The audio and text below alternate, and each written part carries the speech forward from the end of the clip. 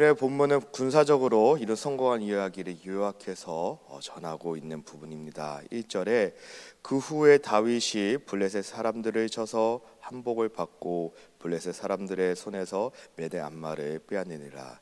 1절에서는 아주 간단하게 한 문장으로 블레셋을 쳐서 한복을 받는 정복한 부분을 기록합니다. 그것도 그냥 항복하는 것이 아니라 메댓 암마라는 지명까지 언급합니다. 메댓 암마는 블레셋의 주요 도시를 말하고 있습니다. 지금도 그렇지만 그 당시의 주요 도시는 다른 도시에 비해 방어가 잘 되어 있었던 곳입니다. 이 지명을 언급하고 그것을 빼앗았다고 말하는 것은 다윗이 블레셋을 완전히 정복했음을 의미합니다. 이스라엘에 있어서 블레셋은 어떠한 나라였습니까? 사울의 통치 기간 동안 블레셋과의 전쟁이 끊이지 않았다고 합니다. 늘 이스라엘을 괴롭혔던 블레셋입니다. 저자는 다윗이 그런 것을 단 한 줄로 아주 간단하게 항복받았다라고 말하고 있습니다. 어떻게 다윗은 이렇게 쉽게 제압할 수 있었을까요? 그 부분의 답은 1절에 시작되는 그 후에를 통해 알 수 있습니다.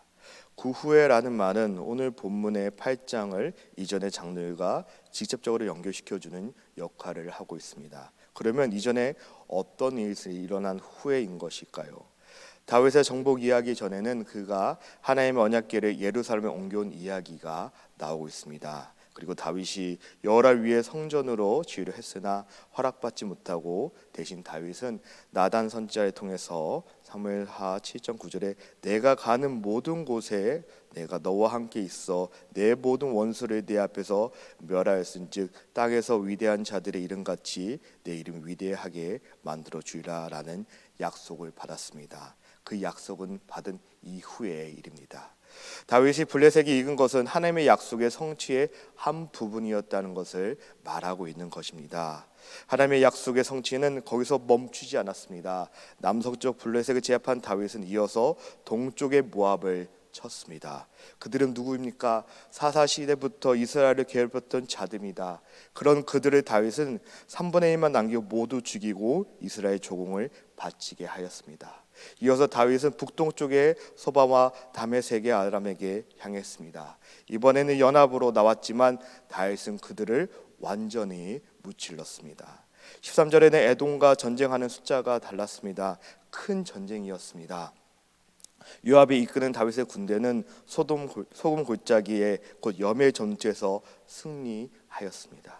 이 전쟁에서 에돔의 전사자가 1만 8천 명이었다고 합니다. 이렇게 다윗은 남쪽의 에돔까지 사방에 있는 모든 전투에서 승리하게 되었습니다. 전쟁에서 전술은 너무나도 중요합니다. 하지만 다윗이 승리한 비결은 그 어떤 치밀한 전술로 인해서 승리한 것이 아니었습니다. 그의 승리의 비결은 하나님이 다윗과 함께 하셨기에 하나님께서 그를 전쟁에서 이기게 하셨습니다. 다윗에게 있어서 가장 강력한 무기는 다른 것이 아니라 늘 함께 하시는 하나님이셨습니다. 그렇게 사무엘하 7장 12절에 너를 모든 원수에게서 벗어나 편히 쉬게 하리라고 하신 하나님의 약속이 현실로 성취되었습니다. 하나님께서는 다윗을 통해 이스라엘 사방의 모든 대적을 철저하게 제압하셨습니다. 하나님이 이렇게 다윗에게 한 약속을 신실하게 이루시는 분이십니다. 하나님은 다윗의 하나님만 되시는 분이 아니라 우리의 하나님이기도 하십니다. 우리도 그런 하나님이 우리에게 주신 약속이 있다면 의심하지 말아야 합니다. 잊어버리지 말아야 합니다. 그 약속의 말씀 붙잡고 믿음으로 나아가야 하는 것입니다. 그럴 때 이스라엘을 오랜 세월 고통스럽게 했던 블레셋과 수많은 적들을 물리치게 해주신 여호와 하나님을 경험하게 되었습니다. 이스라엘만 대적이 있습니까? 우리의 삶 가운데도 수많은 대적들이 있지 않습니까? 나 자신과 싸우고 세상과 싸우고 그리고 마귀와 싸웁니다. 우리의 싸움은 혈과 육을 상대하는 것이 아닙니다. 통치자들과 권세자들과 이 어둠의 세상 주권자들과 하늘에 있는 악한 영들을 상대하는 것입니다. 이런 싸움은 우리의 힘으로 감당할 수 없습니다. 오직 하나님의 말씀 그리고 사망 권세 이기신 그리스도로 말미암아 이길 수 있습니다. 하나님께서 우리를 대신해 우리의 모든 원수와 대적들을 물리쳐 주실 것입니다. 그렇기에 내가 누구를 상대하는 것이 중요한 것이 아니라 누구와 함께 하는지 분명히 기억해야 하는 것입니다. 우리는 하나님과 함께 할 때 하나님께서 우리를 승리케 하시는 것입니다. 본문은 다윗의 승리를 소개하면서 여호와께서 어디를 가든지 이기게 하셨다라고 여러 번 반복해서 선언하고 있습니다. 다윗의 승리는 여호와께서 다윗에게 언약하신 대로 그의 나라를 견고하기 위해 베푸신 은혜의 결과인 것입니다. 다윗이 이 부분을 잊어버리지 않았습니다. 다윗은 사울처럼 기념비를 세워서 승리를 자신의 공로로 돌리려고 하지도 않았습니다. 그리고 전쟁에서 얻은 전리품들을 남용하거나 자랑하지도 않았습니다. 다윗은 전쟁의 승리를 통해서 얻은 수많은 전리품과 조공물을 하나님께 봉헌하였습니다. 전쟁을 승리로 이끌어 주신 하나님의 은혜에 감사를 표현하였습니다. 이것을 통해 다윗은 하나님이 약속하신 것을 분명히 기억하고 있음을 알 수 있습니다. 다윗의 큰 승리는 여호와께서 다윗에게 언약하신 대로 그의 위로 나라를 견고히 하기 위해서 베푸신 은혜의 결과인 것입니다. 그렇게 다윗은 그러한 사실을 언제나 잊지 않고 자만하지 않았습니다. 자신에게 승리케 해주신 하나님께 잊지 않고 찬송과 영광을 올려드렸습니다. 승리의 주권자는 내가 아니라 하나님이심을 그는 분명히 알았기 때문입니다. 저자는 다윗이 벌인 전쟁의 결과를 소개한 후에 15절에 다윗이 온 이스라엘을 다스리고 모든 백성에게 공과 의를 시행했다라고 기록합니다. 공은 공적으로 하는 판단을 의미합니다. 그리고 의는 정의를 의미합니다. 따라서 이 두 말은 다윗이 하나님께서 정하신 규례 곧 율법의 명령에 따라 나라를 통치해서 질서를 세웠다는 것을 말하고 있는 것입니다. 곧 다윗은 바른 재판을 통해서 하나님의 공의와 정의를 실현하는 역할을 충실하게 감당했다는 것을 말하고 있습니다. 그리고 16절에 수로의 아들 요압은 군사사령관이 되고 아일롯의 아들 여호사밧은 사관이 되고 다윗은 확정된 영토를 잘 관리하기 위해 군대 제사장 행정 조직들을 관할 책임자들을 임명했습니다. 이것은 이제 이스라엘이 다윗의 리더십 아래서 안정적으로 재편되는 모습을 보여주고 있습니다. 다윗이 주변의 제적들에게 승리하신 하나님은 이제 이스라엘을 안정적으로 다스릴 수 있도록 적절한 사람들을 준비해 두셨다는 것을 말하고 있습니다. 그들의 세움으로써 다윗을 돕습니다. 그렇게 사람을 세우는 가운데 그는 한 직책에 2명씩 세움으로써 권력이 한쪽으로 집중되는 것을 막았습니다. 그리고 서로 협조하여 모든 일에 진행하게 합니다. 이것이 다윗이 왕국을 다스리는 데 필요한 통치 구조를 만드는 기본 원리였습니다. 이렇게 사람들을 합당한 곳에 세울 수 있도록 다윗에게 지혜를 주신 분도 하나님이신 것을 말하고 있습니다. 말씀을 정리합니다. 8장은 7장에서 하나님께서 나단 선지자를 통해 다윗에게 약속하신 왕국이 어떻게 견고하게 세워져 가는지 보여주었습니다. 하나님께서 약속하신 것을 하나님께서 직접 이루어 주시며 그 약속은 견고하여 아무도 돌이킬 수 없었습니다. 여기서 우리는 다윗을 통해 이스라엘 왕국이 이루어지는 과정을 볼 수 있습니다. 하나님은 우리에게 약속한 것은 하나님께서 하나님 때에 확실히 실행시키십니다.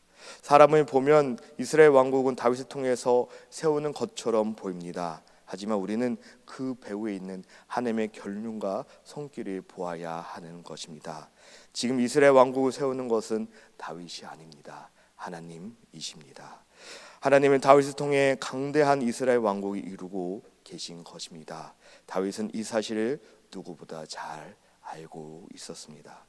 그렇게 오랜 시간 기다린 끝에 드디어 이스라엘 왕이 되었던 그였지만 누가 이 직분을 주었는지 분명히 알았기에 영적 순서도 분명히 알았던 것 같습니다.